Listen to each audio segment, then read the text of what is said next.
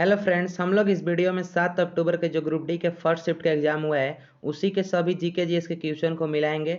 अगर आप लोग नए हैं तो चैनल को सब्सक्राइब कीजिएगा, क्योंकि 1000 करवा दीजिए तभी लाइव आकर आपसे बात हो पाएगी। तो चलिए स्टार्ट करते हैं। तो सबसे पहला क्वेश्चन है, नवरोज पर्व किस राज्य का है या किस राज्य में मनाया जाता है। तो नवरोज पर्व मनाया जाता है महाराष्ट्र में और पारसी धर्म के लोगों के द्वारा।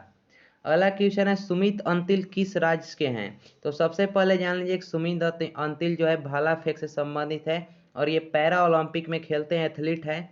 इन्होंने अभी हाल ही में 68.55 मीटर भाला फेंक कर पैरा ओलंपिक में स्वर्ण मेडल जीता था और ये हरियाणा सोनीपत में इनका जन्म हुआ था, इसलिए हरियाणा राज्य से बिलोंग करते हैं। चलिए अगला क्वेश्चन देखते हैं, 42वां संशोधन कब हुआ था। तो सही आंसर है 1976 में। जनवरी 1976 में 42वां संशोधन हुआ था। इसको मिनी संविधान के नाम से भी जाना जाता है इस संशोधन को। अगला क्वेश्चन है, जिंक का परमाणु संख्या क्या होता है। तो जिंक का परमाणु संख्या 30 होता है।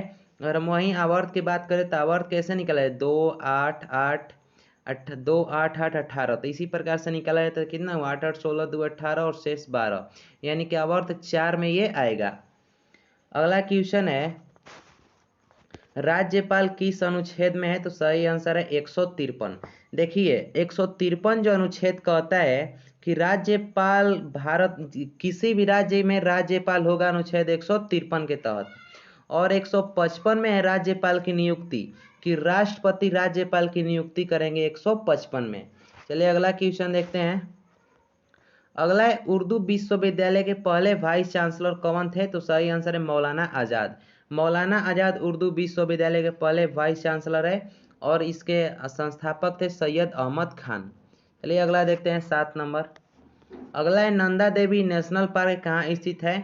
तो उत्तराखंड। नंदा देवी जो है उत्तराखंड में स्थित है और ये उत्तराखंड के चमोली जिला में पड़ता है। चलिए अगला देखते हैं। अगला है, क्लोरीन के साथ क्या मिलाने पर ब्लीचिंग पाउडर प्राप्त होता है। तो सही आंसर है CaOH। CaOH जिसको बोला जाता है बुझा हुआ चूना के नाम से जाना जाता है और CaO एक होता है जिसको अनबुझा हुआ चूना के नाम से जाना जाता है। जब क्लोरीन के साथ बुझा हुआ चूना का अभिक्रिया होता है तो ब्लीचिंग पाउडर प्राप्त होता है, जिसे CaOCl2 के नाम से जाना जाता है। चलिए अगला देखते हैं। अगला है क्लोरीन, ये तो हो गया। 9 नंबर देखना है ना, 9 नंबर। 9 नंबर है, सल्फर किस आवर्त में है। तो सही आंसर है आवर्त 3 में और ये ऑक्सीजन के वर्ग में आता है, यानी कि वर्ग नंबर 16 में आता है सल्फर। वहीं बात करें जो 10 नंबर क्वेश्चन की। 10 नंबर क्वेश्चन है, भारत अधिनियम किस नाम से जाना जाता है। तो सही आंसर है मार्लो मिंटो के नाम से। ये ऐसे नहीं क्वेश्चन था कि भारत अधिनियम 1909 को किस नाम से जाना जाता है। तो सही आंसर होगा मार्ले मिंटो अधिनियम, क्योंकि मार्लो मिंटो 1909 में भारत के वायसराय था। चलिए अगला देखते हैं। अगला है, बाल श्रम किस अनुच्छेद में है। बाल श्रम या इसको बोला जाता है बलात् श्रम के नाम से भी इसको जाना जाता है। ये अनुच्छेद 24 में है, जो मौलिक अधिकार है उसी में ये अनुच्छेद 24 में है। और 23 में है कि किसी व्यक्ति से आप बलपूर्वक काम नहीं ले सकते हैं। और 24 में बलात् श्रम पर निषेध, यानी कि 14 वर्ष से कम के बच्चे को आप किसी भी खतरनाक जगह पर कार्य नहीं करवा सकते हैं। चलिए अगला देखते हैं। अगला है, सबसे ज्यादा बंध यानी कि बॉन्ड जिसको बोला जाता है किस में होता है। तो भाई ऑप्शन होगा, जैसे कि ऑप्शन होगा एल्कीन, एल्कीन और एल्काइन। तो देखिए जो एल्केन होता है वो संतृप्त कार्बन होता है, हाइड्रोकार्बन होता है। और वहीं एल्कीन और एल्काइन जो होता है असंतृप्त हाइड्रोकार्बन होता है। तो एल्केन में सिंगल बॉन्ड होता है, एल्कीन में डबल बॉन्ड और एल्काइन में ट्रिपल बॉन्ड होता है। तो क्वेश्चन के अनुसार सबसे ज्यादा बॉन्ड होगा एल्काइन में। चलिए अगला देखते हैं। अगला है, बिहू नृत्य किस राज्य से संबंधित है। तो सही आंसर है असम। क्वेश्चन था कि रंगोली बिहू किस राज्य से संबंधित है। तो सही आंसर होगा असम। चलिए अगला देखते हैं।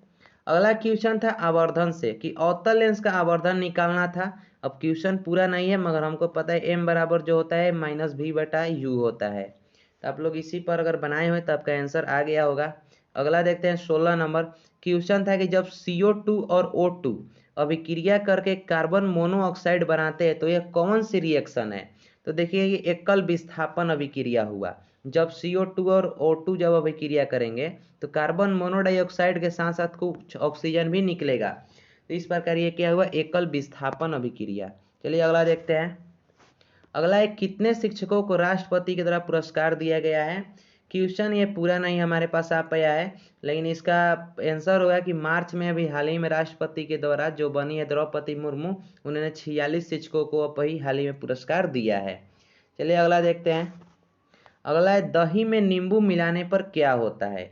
तो सही आंसर है, दही की जो अम्लीयता है वो बढ़ जाएगी, क्योंकि अम्ल और प्लस में उसमें प्रबल अम्ल और ऊपर से मिलाइएगा तो जाहिर सी बात है कि अम्लीयता बढ़ जाएगी। बाई ऑप्शन इसका आंसर होगा, अगर यही आंसर होगा कि अम्लीयता बढ़ जाएगी।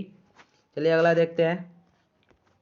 अगला है, 8 मार्च 2022 में पद्मश्री किसे दिया गया है। यह भी क्वेश्चन अब बाई ऑप्शन होगा, ऑप्शन तो अब हमारे पास नहीं है भाई, क्योंकि किसी भी स्टूडेंट को तो ऑप्शन नहीं मालूम रहता है।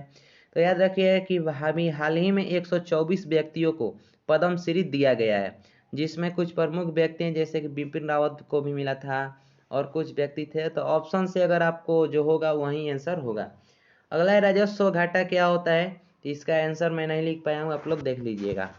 अगला क्वेश्चन है, नर्मदा नदी किस राज्य से होकर अरब सागर में गिर जाती है। तो सही आंसर होगा एमपी। एमपी से होकर गुजरात में जाती है और लगभग 1300 किलोमीटर की सफर तय कर कर ये अरब सागर में नर्मदा नदी है जो गिर जाती है। तो उम्मीद करता हूँ आपको ये सेशन अच्छा लगा होगा। अगर आप लोग क्वेश्चन विदा करना चाहते हैं तो हमारे टेलीग्राम चैनल को विदा कर दीजिएगा। मिलेंगे नेक्स्ट वीडियो में।